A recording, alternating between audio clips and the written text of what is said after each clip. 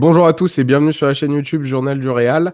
Veille de match, vous connaissez la tradition désormais. On est en présence de notre correspondant à Madrid, Guillaume Pomade. Veille de match, j'ai même pas précisé, mais on va jouer l'Athletic Club. Grosse rencontre de Liga. Comment ça va, Guillaume? Ça va très bien et toi? Écoute, ça va. Ça va, toujours un peu froid là, dans ce pays, là, en France. Bon. Toujours un peu compliqué, mais écoute, t'as eu l'entraînement des joueurs, conférence de presse de Carlo Ancelotti aujourd'hui. Plein de choses, encore une fois, très intéressantes ont été dites. J'ai envie de rentrer directement dans le vif du sujet. Aurélien Tchouaméni est de retour, milieu de terrain, défense. Carlo Ancelotti a répondu à pas mal de questions. Dis-nous tout. Il a tout d'abord dit qu'il était prêt à débuter la rencontre, ce qui est quand même une information importante. On sait que Rodrigo, en retour de blessure, a débuté. Il revient de plus d'un mois d'absence, si on comptait pas la petite trentaine de minutes où il avait connu sa rechute contre Osasuna. Là, Tchouaméni, c'est 4 semaines d'absence. C'est le match contre le Milan AC, sa blessure.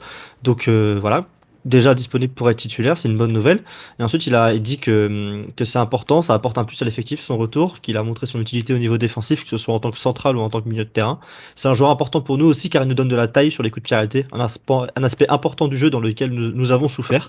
Donc voilà la déclaration complète de Carlo Ancelotti au sujet de Tchouaméni.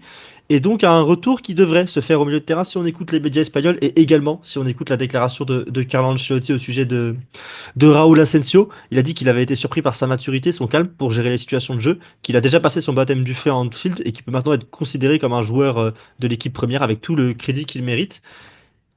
Et surtout, il a ajouté une déclaration où il a dit si un jour je dois le mettre sur le banc, je dois y réfléchir avant, qui je trouve confirme finalement la titularisation, je pense, d'Asensio demain. En tout cas, ça va dans cette direction-là. On sait que les rumeurs, les médias espagnols vont aussi dans cette direction-là. Et donc dans la direction d'une charnière Asensio-Rudiger et Tchouaméni plutôt titulaire en numéro 6. D'ailleurs, il y a moyen qu'il y ait un petit TikTok Raúl Asensio qui tombe bientôt. Hop, la promotion, c'est fluide, la transition. Donc n'hésitez pas. Follow et commenter le TikTok. Merci Guillaume. C'est vrai que c'est un élément prépondérant de cette rencontre. Voilà, le retour d'Aurélien Tchouaméni. Il était pressenti pour occuper une place de défenseur central pour le reste quasiment de la saison, jusqu'à un potentiel retour de David Alaba. Et finalement, il y a l'éclosion de Raúl Asensio, qui est un vrai motif de satisfaction sur les dernières rencontres. Il est en train de... Il gagne ses galons à une vitesse grand V. Et oui, je comprends totalement les déclarations de Carlo Ancelotti qui vont dans le sens que Raúl Asensio va clairement se battre pour une place de titulaire sur tout le reste de la saison. Ce qui te permet aussi de remonter Aurélien Tchouaméni, parce que le milieu de terrain, il est également décimé, notamment avec la blessure d'Eduardo Camavinga. À voir, Tchouaméni, Ceballos, il y aura plusieurs choix, on va pouvoir en discuter un peu plus tard dans la compo probable. Il y a un autre point que je voulais aborder, il s'est passé quelque chose durant le match face à Retafe. Mbappé qui laisse le penalty à Bellingham dans un premier temps, ou plutôt Bellingham tire, je sais pas s'il l'a laissé, mais en tout cas Bellingham a été le tireur pour ce match-là. Ça marque, alors que Mbappé lui avait raté face à Liverpool, on s'en souvient tous. Et sur un deuxième potentiel penalty, il a demandé à Rodrigo de tirer. Ça a fait polémique en Espagne. Il y a pas mal de médias qui en ont parlé. Guti a fait une déclaration, notamment dans El Chiringuito, en déclarant qu'il faut qu'il soit un leader, qu'il faut qu'il prenne ses responsabilités, que c'est pas normal, cette attitude. Donc, qu'est-ce qu'en a dit le coach italien? C'était le sujet de la conférence de presse, trois quatre questions sur le penalty. Et Carlo Ancelotti a une réponse un petit peu particulière. Alors, il faut lire entre les mots pour comprendre à quel point la réponse est un petit peu bizarre, un petit peu inhabituelle, peut-être même une erreur de communication de sa part. Je vais lire avant tout ces mots et ensuite je vais expliquer ce qu'on y voit. Il n'y a pas que moi, hein, tous les correspondants français, même d'autres, on a eu à peu près le même avis. Donc la question c'était par rapport donc à cette action où Mbappé prend le ballon sur le deuxième penalty qui est sifflé, ensuite la VAR l'a annulé mais il prend le ballon et Vasquez vient le voir, lui prend le ballon des mains quasiment pour le donner à Rodrigo et Mbappé cède alors qu'Ancelotti sur le banc dit c'est à Mbappé de décider. Et donc voilà pour le récap sur les images et ensuite il a dit Ancelotti demain ils choisiront entre les deux, Bellingham ou Mbappé pour le tireur. Il a dit que je pense que ce n'est pas une question qui mérite un débat. Et ensuite il a dit l'action de Mbappé sur le penalty contre Etafé est une image dans laquelle on peut voir une insécurité, mais nous le voyons comme un acte de responsabilité et d'altruisme, et ce sont deux aspects très importants pour nous. L'altruisme de Mbappé est un acte que nous apprécions beaucoup. Alors, oui, pour la défense de son joueur, oui, mais en avant l'altruisme de Mbappé, mais pourquoi mentionner le mot insécurité? Tu vois, avec Cristiano Ronaldo, jamais ce mot-là serait sorti, par exemple. Et moi, je trouve que c'est presque une petite erreur de communication de la part de Carlo Ancelotti de laisser de glisser ce mot insécurité, alors qu'il n'en a pas nécessairement besoin, il peut juste dire non, tout simplement, et pas dire je peux comprendre que des gens pensent ça, mais moi je ne pense pas ça, et nous au Real Madrid on ne pense pas ça. Et je trouve qu'il y a potentiellement un petit truc à lire entre les lignes par rapport au fait que ce mot soit sorti, alors qu'il n'avait aucune nécessité de le sortir. et que bah, c'est un mot qui clairement, pour le coup, témoigne de ce qu'on a vu, de ce qu'on voit sur cette image, sur ces images qui sont sorties hier. Et surtout, bah, c'est quand même l'avis de beaucoup de gens, quoi, cette impression de manque de leadership ou quoi. Car Ancelotti a dit que c'était clairement pas un manque de leadership et que c'était même une preuve de leadership de savoir impliquer tout le monde et que quand tu es un joueur de talent, de savoir te mettre au service de l'équipe, au niveau de l'équipe. Mais voilà, je sais pas ce que tu en penses, toi, de cette déclaration, du coup, mais moi, en tout cas, j'y vois peut-être même une petite erreur de communication de la part de Carlo Ancelotti. Peut-être une petite maladresse sur le mot insécurité, mais après, c'est assez transparent. Je pense qu'il n'y a pas besoin non plus de mentir sur l'état mental et psychique du joueur actuellement, qu'il traverse une période compliquée et Mais que c'est le ce qu'il fait. penalty l'a affecté. Mais après, les mots, par contre, sont justes parce il rebondit assez vite sur le côté altruiste, c'est une autre part de leadership. On est habitué à ce que les numéros 9 leur part de leadership, ça soit justement prendre ses responsabilités. Et l'altruisme, normalement, chez les attaquants, c'est pas un mot de leur vocabulaire. Là, il en a fait preuve. Moi, je suis assez d'accord souvent sur ces penalties, c'est pas sujet à débat. Après, est-ce que Kylian Mbappé doit porter un peu plus ses responsabilités sur ce genre d'action? Évidemment, je suis assez d'accord avec Guti, ça doit pas se reproduire. Ça peut arriver une fois, deux fois, mettre en confiance aussi pour relancer Rodrigo d'une certaine manière. Je suis pas plus. Je comprends enfin, je comprends que ça puisse interpeller la maladresse de Carlo Ancelotti sur le mot choisi. Maintenant, c'est un scénario, c'est un contexte un peu particulier. Au moins, Après, on moi, se voile pas la face. j'ai un avis très tranché sur la question.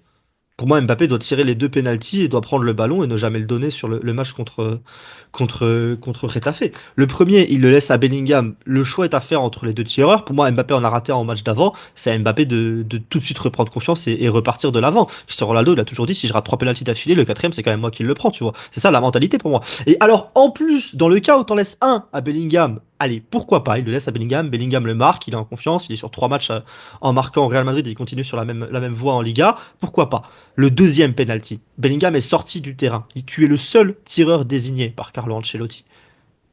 Tu laisses Vasquez Hmm. te choper le ballon de sous le bras comme ça, venir te parler et tout? Mais non, non, non, non, tu prends le ballon à deux mains, tu le tiens fermement, c'est ton penalty.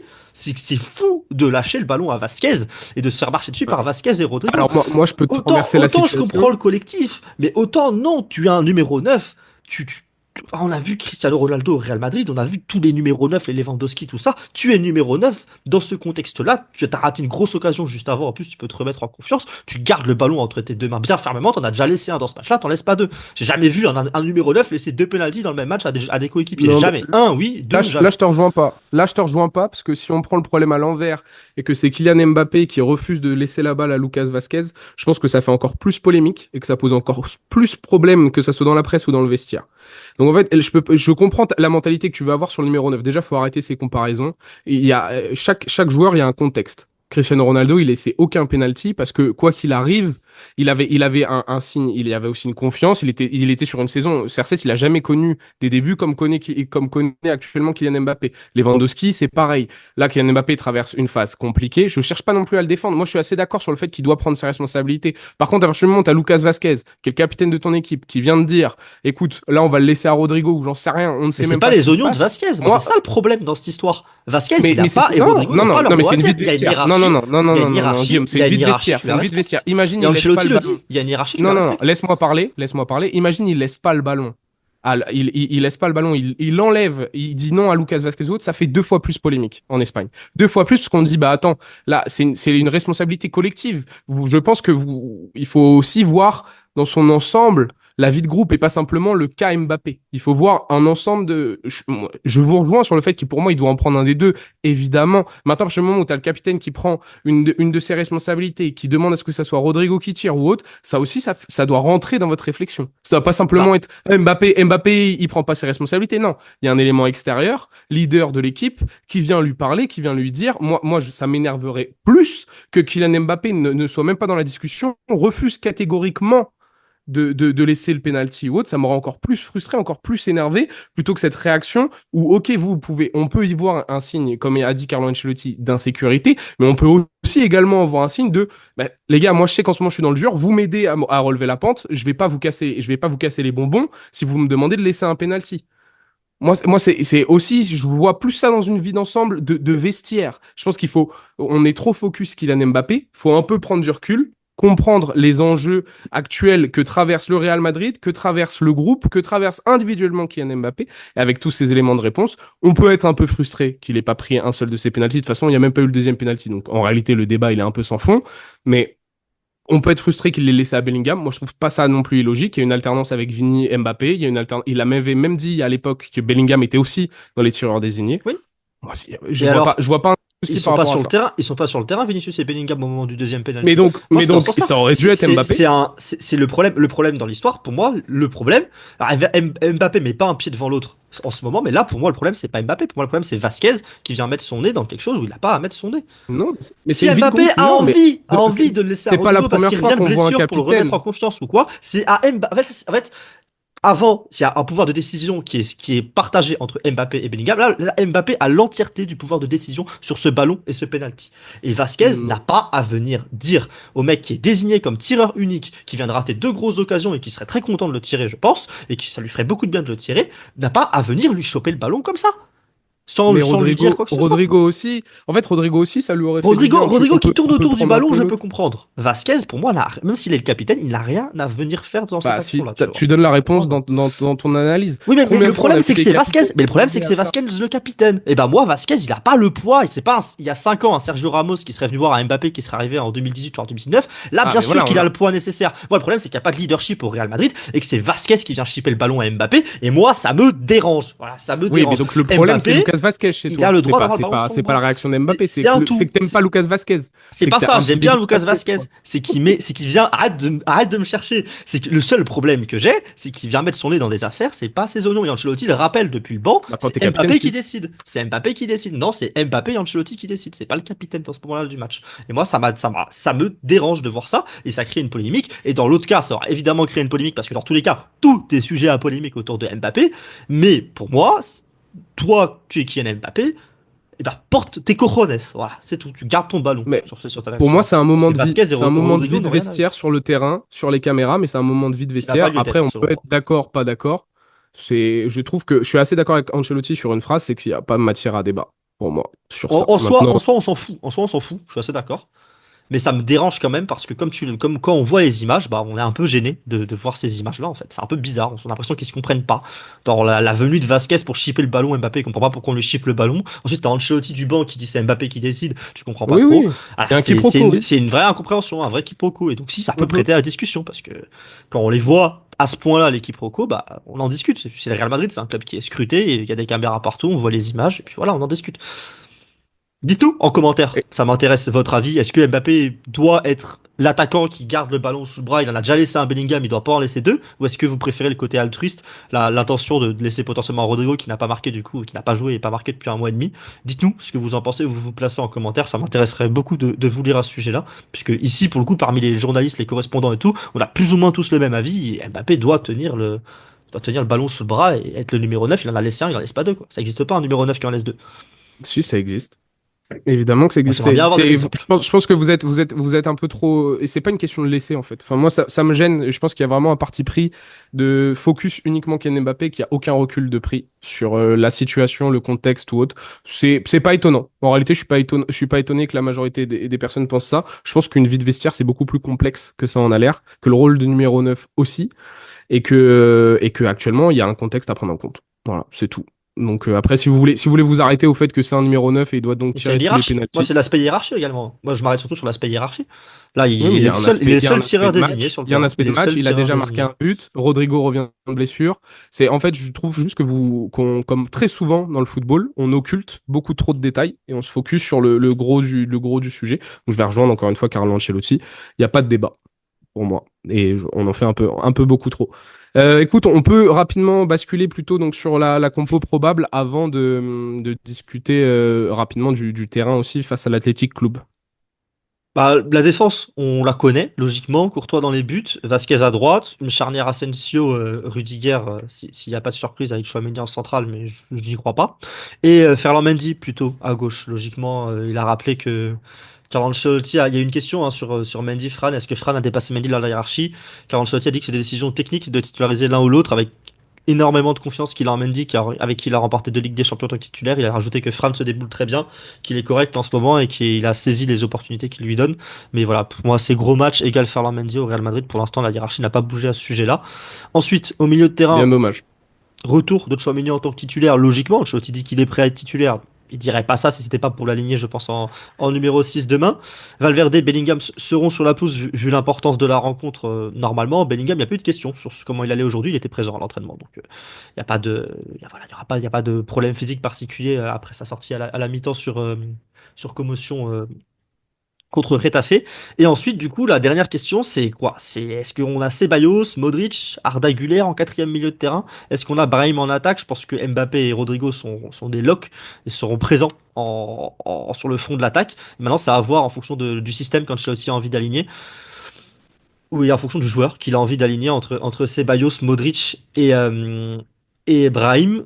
Selon Marca, c'était Modric et Brahim qui tenaient le bon bout, puisque Tchouaméni était sur le banc dans leur composition probable. Maintenant, Tchouaméni est visiblement prêt à être titulaire et je pense que ça change la donne, les mots d'Ancelotti aujourd'hui.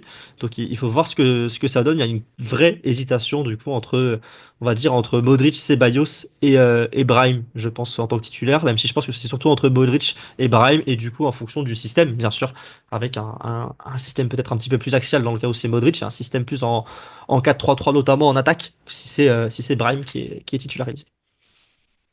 Bah, moi, je vais donner mon opinion sur ça. Pour moi, Brahim, il doit pas être titulaire. Je le trouve décevant sur les deux dernières titularisations. C'est pas mon premier choix. J'aurais penché vers Dani Ceballos parce qu'il nous a fait un match croesque face à Retafe. Mais j'ai un gros point négatif quand même du jeu de Dani Ceballos, c'est que défendre en transition, c'est assez compliqué pour lui. C'est pas le meilleur pour ça. Donc pour avoir le contrôle sur un match, on l'a vu face à une opposition assez faible, très abordable. Bah, Denis Ceballos, il a été très très pertinent. Il a été très bon. Pourtant, c'est pas un joueur que je porte forcément dans mon cœur, mais là, je suis obligé. Bah, il a joué sur ma nostalgie, hein, de Toni Kroos là sur son match face à Retafe, donc je suis obligé de le reconnaître. Que son profil est donc très intéressant pour affronter l'Athletic Club. Le gros problème, c'est que le Real risque d'avoir peut-être un peu moins le contrôle à San Mamés sur le jeu et surtout même si l'Athletic Club peut laisser le contrôle du ballon sur certaines séquences, ils explosent très vite en transition. Et là, je suis un peu moins fan de Dani Ceballos lorsqu'il s'agit de couvrir des espaces. Le problème, c'est que l'autre choix, c'est Luka Modric, et qu'il a lui aussi, il a plus beaucoup de l'huile dans le moteur malgré tout, malgré que ça reste un génie. Et que donc pour gérer les transitions défensives, notamment contre Liverpool, on l'a vu se faire exploser 2, 3 fois, où il a raté ses interventions, tacle ou autre. Sur la première action où Mohamed Salah il récupère le ballon sur Kylian Mbappé, image symbole un peu, c'est Luka Modric après qui rate son intervention qui amène donc la première action au bout de 5 minutes. C'est souvent le cas avec Luka Modric. Et sinon Brahim, bah, je l'ai dit, c'est pas mon choix préféré. Donc moi je suis plus sur le Ceballos, Luka Modric, Bellingham plus haut sur le terrain, plus responsabilisé offensivement, toujours occupant son couloir gauche en phase défensive et il va devoir venir aider parce qu'il y a les frères Iñaki, il y a du monde sur les ailes côté basque. Euh, mais donc les frères Williams, j'ai dit les frères Oui, Iñaki, frère pardon, les Iñaki. frères Williams. Oui, c'est un peu bête. Nico et Iñaki. Donc il y aura vraiment un enjeu, moi, mais malgré tout, je mettrais peut-être Dani Ceballos pour surfer sur la bonne vague, mais j'ai cette crainte. Va falloir que Federico Valverde et Aurélien Tchouameni, là, je pense, peut avoir un rôle important s'il laisse les clés du camion et qu'il arrête de se mettre dans la défense à 3 à la relance à Dani Ceballos et que défensivement il impacte pour faire échouer les transitions adverses. Aurélien Tchouameni, ça peut être un bon match de retour, même si on ne sait pas encore physiquement à quel niveau, s'il est véritablement à 100% ou autre. Généralement, si Carlo titularise, pas trop de soucis. Je suis d'accord avec toi sur Brahim. Je pense pas que ce soit un bon match pour lui demain, mais il n'est pas spécialement bon dernièrement et j'imagine qu'un rôle en sortie de banc sera plus intéressant pour lui sur la rencontre de demain. Par contre, moi, je penche totalement vers Modric. Il a été reposé contre Retafe. Il était titulaire à Anfield. Pour moi, la logique, c'est de voir Modric titulaire demain, si on s'en tient à ce que fait d'habitude Carlo Ancelotti. Ceballos a marqué beaucoup de points, mais il a marqué beaucoup de points aussi en tant que numéro 6. Là, on n'a pas d'assurance que ça fonctionne aussi bien avec Chouameni dans les pattes dans cette zone-là. Donc Mais tu voilà. changes ça. Tu changes ça. Ce qui m'agace, c'est que Ouais, Tchouaméni, j'ai l'impression qu'il n'a pas la capacité de le faire. Mais Tchouaméni, balle au pied, il doit pas être 6. Il doit être un cran plus haut. Enfin, oui, que lors oui, des oui, phases oui, de mais ça, possession du Real. c'est pas ça. Ça fait 2 ans qu'on voit que c'est pas ça, Victor. Donc, C'est ça insupportable. va C'est pas changer insupportable, mais il va maintenant, hein, falloir. pour le coup. Ça va pas Voilà. Non, changer maintenant. mais ça serait bien. Et On est l'autre bien point, d'accord. moi, j'aimerais voir Fran Garcia titulaire. Parce que j'ai Oui, tweeté sur ça, mais j'aimerais il, aussi, mais ce sera Mendy et au milieu ce sera Modric, hein. Je pense que les Ceballos et les Fran, malgré les belles performances contre Retafe, c'est vous pouvez dommage. oublier, hein. Vous pouvez oublier, vous savez Et comment ça on n'a pas marche cité Papa. Ancelotti et le Real Madrid. De quoi? On n'a pas cité Arda Güler, c'est vrai, là, je pense qu'en sortie de banc, et il a été bon, hein, moi je le trouve pertinent quand il joue, il manque de justesse dans les 30 derniers mètres, il est un peu frustrant tout de même. Mais il a peur de rien, ça fait quand même du bien, un peu de fraîcheur, c'est pas désagréable. Mais ouais, moi non, voilà, Fran, je mettrais plutôt Fran, Dani Ceballos si j'étais coach du Real Madrid, mais ça se saurait Et moi, si si je je vous l'étais. donne la compo probable, je vous mets Modric et Mendy. Voilà, Voilà, voilà la en différence. étant objectif, entre guillemets, Voilà. enfin, en prenant le parti de Carlo Ancelotti, oui. Écoute, en tout cas, il y a du travail parce que les Basques, qui sont quatrième, ils réalisent un bon début de saison dans la continuité de l'année dernière. Une équipe rugueuse, ils ont plus perdu depuis le 6 octobre C'est très très face solide. à Girona. C'est une équipe très collective, très soudée. Valverde, j'en ai déjà beaucoup parlé, moi, en parlant de la Liga sur ces dernières années, mais il a créé mentalement quelque chose. Il a créé un groupe qui font les efforts les uns pour les autres. Ils se reposent offensivement sur deux, trois talents individuels capables de faire des différences. Ça ressemble un peu à du Real Madrid dans le texte, entre guillemets. Nico, voilà, les phases de transition très rapides, mais défensivement, c'est très, très solide. Voilà, c'est collectivement, on va avoir affaire à un bon gros bloc, pas forcément bloc bas, hein, je ne dis pas que ça va mettre le bus, mais une équipe qui est bien, qui est rigoureuse tactiquement. Et puis Hassan Mames, c'est toujours un enfer de jouer. Donc voilà, déplacement très très compliqué pour le Real Madrid. Guillaume, est-ce que avec toutes ces infos, tu as un prono à nous donner? Un partout. Je fais le Pablo à l'époque qui disait un partout à chaque match. Je pense pas que le Real va gagner à San Mamés. Le Real est fort, revient bien. Si Rodrigo, par exemple, lâche une grosse performance, ça pourrait grandement arranger le Real Madrid, aider leurs chances de victoire. Factor X. C'est sans doute mon factory, et ce serait là un très bon moment de sa part de dire je me suis bien remis en jambe, j'ai pas été mauvais contre Etafé. Les gars, je suis de retour et je mets un but ou un doublé là-bas. Mais match très compliqué, terrain très compliqué, surtout adversaire qui est très fort et je trouve sur le papier qui peut énormément embêter le Real Madrid, que ce soit Oui. par la vitesse qu'ils ont devant, la capacité de percussion de Nico Williams, d'Alex Berenguer dans notre registre, même par exemple un Irai Gonzalez qui revient super bien de blessure sur Kylian Mbappé dans la surface, ça peut très bien défendre. Les latéraux, ils répondent présents, Yuri Berchiche toujours là. Moi, le milieu de terrain est très fonctionnel. Moi, j'aime beaucoup cette athlétique et surtout, je trouve que sur le papier, c'est une équipe qui est capable de énormément déranger le Real Madrid. Là-bas, en plus, dans une ambiance de feu, match pour moi trop compliqué pour que je puisse estimer une victoire du Real Madrid, même si le Real a toutes ses chances. Et si je devais donner un vainqueur, je mettrais quand même la balance un petit peu plus côté Real que l'Athletic Club, mais je donne un match nul un partout. Le duel Oyan Sunset, Aurélien Tchouameni, à surveiller aussi. Hein. Oyan Sunset Il a du boulot de Tchouaméni pour son qui retour. est exceptionnel. Et puis voilà, physiquement, il va lui imposer quelque chose. Hein, parce que Oyan, c'est Ah, c'est quelque beau chose. gamin. Beau gamin. Écoute, moi, je vais plutôt partir sur un. Ouais, moi, le 1-1 me semble être peut-être le score le plus pertinent, Guillaume. Je te l'accorde. Allez, 2-1 Real. Un peu de positivité. 2-1 Real avec un but de Rodrigo, évidemment. Et je pense que ça va se jouer en fin de match. Voilà. Ça m'étonnerait pas qu'il y ait un partout, première mi-temps, et qu'il y a un dénouement en fin de rencontre. Après, là, voilà, Bellingham, on est dans l'hypothèse. Bellingham, Belligol, ouais, comme la saison dernière. comme l'année dernière.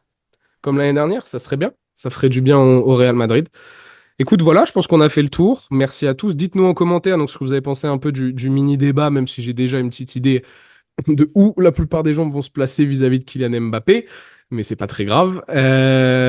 Abonnez-vous à la chaîne YouTube Journal du Real. On essaye de continuer de vous fournir de l'actualité brûlante au quotidien. Et puis on se retrouve très vite sur la chaîne YouTube. Allez, ciao! Salut à tous.